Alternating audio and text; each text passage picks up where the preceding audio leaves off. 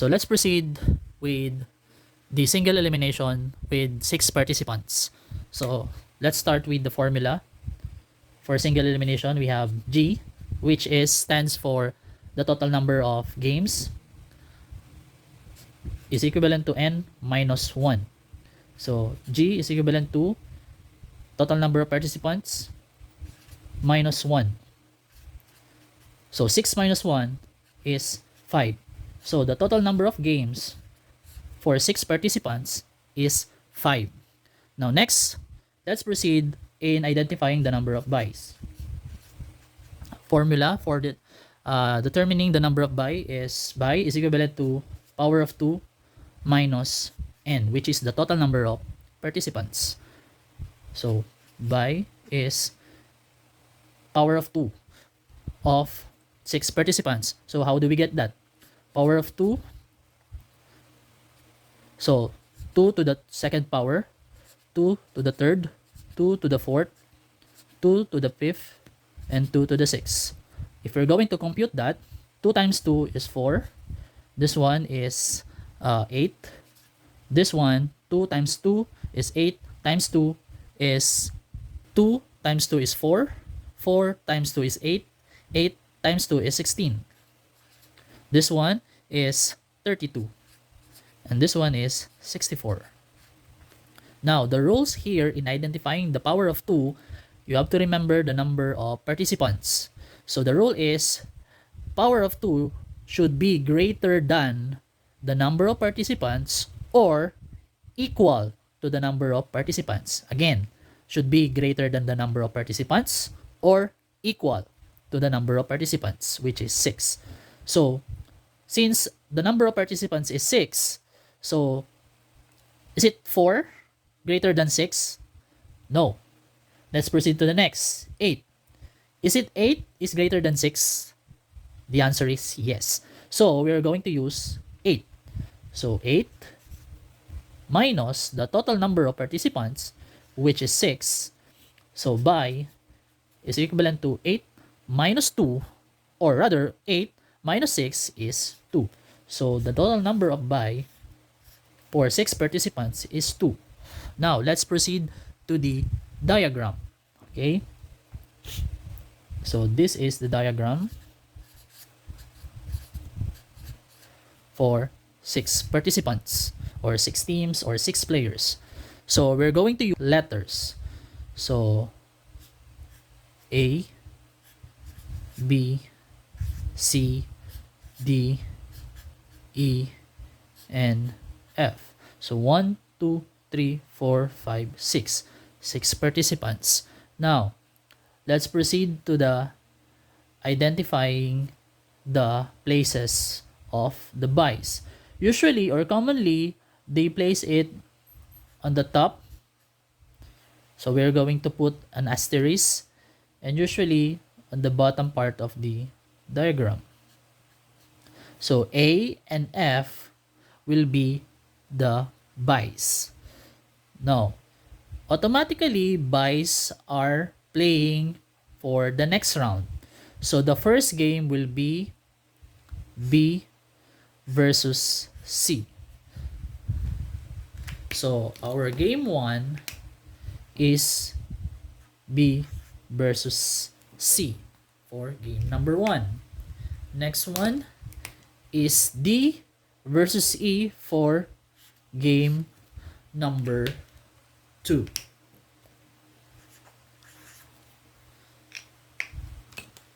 Next one. So after game number 1 and 2, which is for the first round, we will proceed to the second round. So, but before that, let's identify the winner first on the game 1.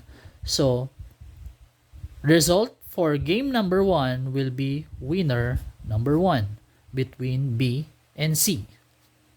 Next one.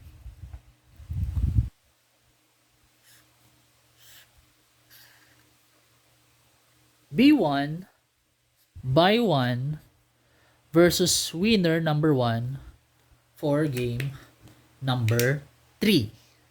This is game number 3. then, result for game number 3 will be winner number 3. Next, this is by number 2 versus to the result of game number 2, which is winner number 2. Okay? Next, winner number 2 versus by number 2 for game number 4. This will be the second round. And the result for the game number 4 between winner number 2 and B2 or by 2 is winner number 4 for game number 4. Next, we will proceed to the next round, which is the third round and the last round. So winner number 3 versus winner number 4 for game number 5. This is game number 5. And the result for game number 5 will be winner number 5. And this will be the champion for that tournament for single elimination with 6 participants. So we will proceed to the game scheduling or game schedule. So let's start with game number 1.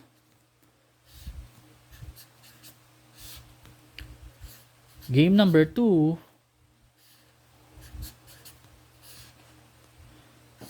Game number 3. Game number 4. And then game number 5.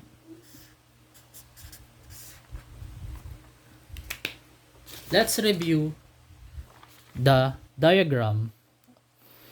So for game number 1, we have B or player B versus C. So we're going to put for game number 1 B versus C. Okay, next for game number 2, so D versus E. D versus E. D versus E for game number 2. Next, game number 3, which is this. So by 1 versus winner number 1. For game number 4, we have winner number 2 versus by 2. Okay, next for the game number 5, which is championship, will be winner number 3 versus winner number 4. So that is the game scheduling for single elimination with 6 participants.